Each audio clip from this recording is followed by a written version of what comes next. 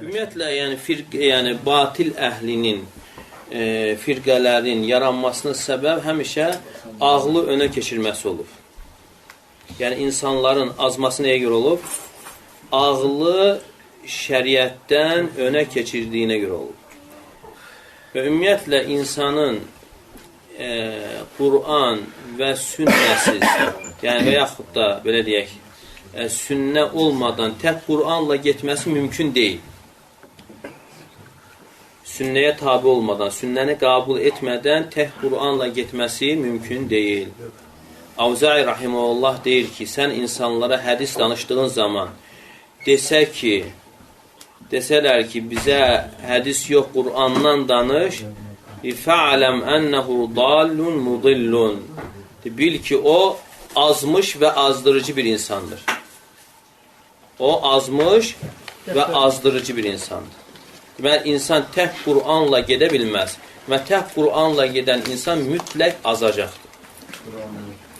Tək Qur'anla gedən azacaqdır. Qur'anda, yəni ümumi gəlib və təfsilat isə harada gəlib?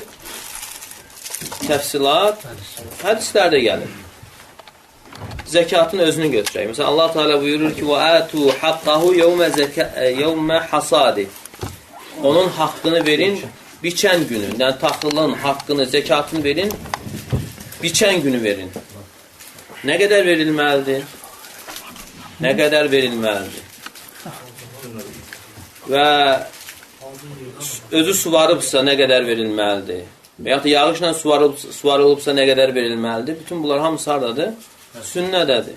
Və həmçinin namazların rəkatları və yaxud da səsli və səssiz oxunması, bütün bunlar hamısı sünnədə gəlib. Yəni, insan tək Qur'anla getməsi mümkün deyil və hətta Peyğəmbər sallallahu aleyhi və səlləm bir hədisində də qiyamətin əlamətləri kimi gətirir. Vaxt gələcək, sizdən biri taxtın üzərində oturduğu halda mənim əmirlərimdən və yaxud qadağalarımdan biri gəldiyi zaman deyəcəkdir ki, biz Qur'anda nəyi halal görürüksə onu halallaşdırır və nəyi haram görürsə onu haramlaşdırırıq. Yəni, elmi ki, sünnəni qəbul etməyəcək. Peyğəmbər sallallahu bunu xəbər verir. Yəni, belə bir insanlar olacaq. Və Peyğəmbər sallallahu həmçinin buyurur ki, İnni utitul Qur'anə və misləhu ma'ah. Mənə Qur'an verildi və onun misli qədər də başqası. Qur'an verildi, onun misli qədər də başqası verildi. O da nədir? Sünnədir. Peyğəmbər s.ə.v-in hədisləridir. Yəni, onsuz insanın getməsi mümkün deyildir. Hətta sahabələr belə və imamlar belə, onlar belə insanlara qarşı çox sərt olublar. Hətta bir dəfə İmran ibn Hüseyin radiyallahu anhu hədis danışır və birisi gəlir və deyir ki, bizə Qurandan danış.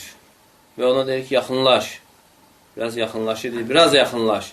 Yaxınlaşır və deyir ki, əgər sən və sənin kimiləri tək Qurana həvalə olunsaydınız, məğrib namazının 3 rəkat olduğunu, onun 2 rəkatının səsli və 3-cü rəkatının səssiz olduğunu hardan biləsiydiniz? Əgər sən və sənin kimlər tək Qurana həvalə olunsaydınız, tavafın, Kəbənin ətrafında tavafın 7 dəfə olduğunu, Səfa və Mərvə arasında səyin 7 dəfə olduğunu hardan biləsiydiniz? Yəni, onlar bu cür sərt idilər. Yəni, sünnəyə qarşı çıxan insanlara qarşı və həmçinin imamlar özləri də. İmam Malik olsun, İmam Şafi olsun, nə qədər onlardan sərt sözlər vardır sünnəni qəbul etməyənlərə qarşı. Və onların da azması nəyə görə olub? Ağıllarına görə olub. Və əhl-i sünnə deyir ki, əgər insanın ağlı sağlamdırsa, sünnəni, şəriəti qəbul etməlidir. Onlar deyirlər ki, birinci ağıldır, sonra şəriət. Əhl-i sünnə vəl cəmaət deyir ki, birinci şəriətdir, sonra ağıldır. Və ağıl sağlamdırsa, nəyi qəbul etməlidir? Şəriəti qəbul etməlidir. Əgər qəbul etmirsə, problem ağlındadır. Necə ki, sələflər buyurardı ki, fəttəhimur ra'yə fid-din. Siz dində öz rəyinizi ittiham edin. Yəni, dini yox. Öz rəyinizi ittiham edin. Öndə olan nə olmalıdır? şəriət. Sonra nə olmalıdır? Ağıl olmalıdır.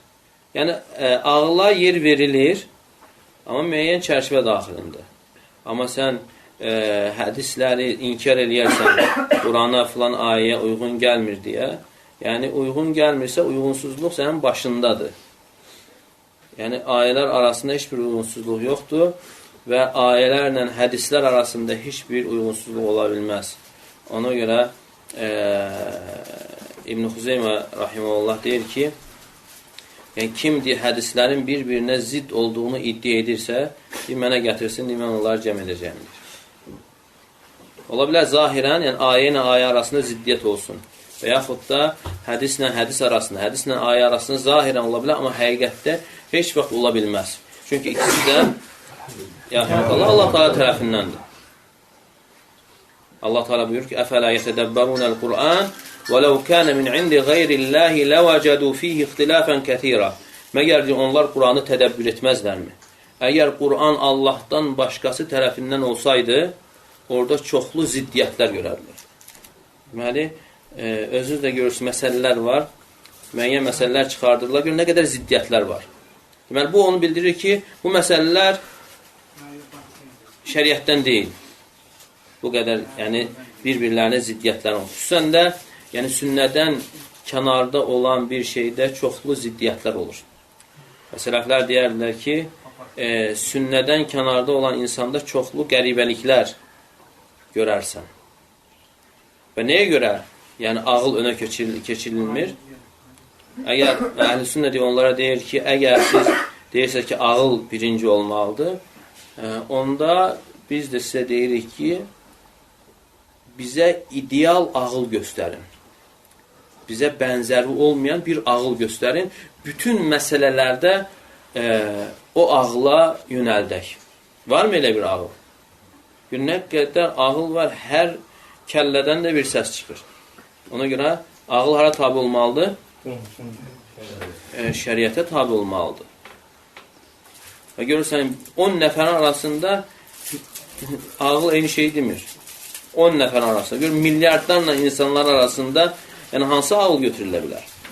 Ona görə yəni, əhl-i sünnənin xüsusiyyətlərindəndir ki, əhl-i sünnə və cəmaə Quran və sünnəyə yəni, təslim olur və bilir ki, hər bir şeydə hikmət var, amma sadəcə ola bilər ki, hikmət bəlli olsun və yaxud da bəlli olmasın. Amma əmindir ki, yəqin olaraq bilir hikmət var. Və bəzən də hikmət ortaya çıxır, amma hikmət bəlli olmasa da, əsas insanın orada yoxlanmasıdır, qulluğudur. Belə baxanda, sübh namazının 2 rəkat olması, zöhr namazının 4 rəkat olması, kim deyə bilər hikməti nədir? Sözsüz hikməti var, amma bizə məlum deyil, bizə bəlli deyil. Ona görə sənin qul olaraq sənin üzərində düşən nədir? Belə buyurulub təslimiyyətdir. Yəni, ona görə bu ümmət qeybə iman gətirən ümmət adlanır. Qeybə iman gətirən ümmət. Əllədinə yu'minunə bil qeybi. O kəslər ki, qeybə iman gətirərlər.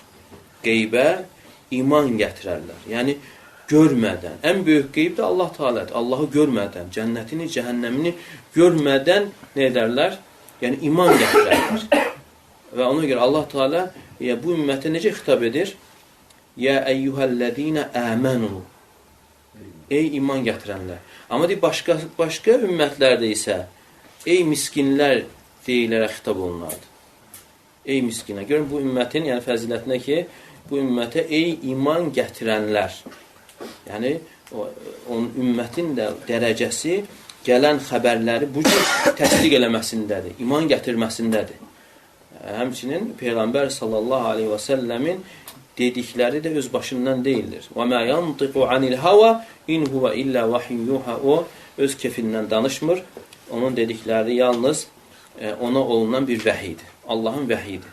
Sadəcə Qurandan fərqli olaraq Quranın mənası da, ləfsi də Allah Teala tərəfindəndir. Hədislərin mənası Allah Teala tərəfindəndir. Vəhidir.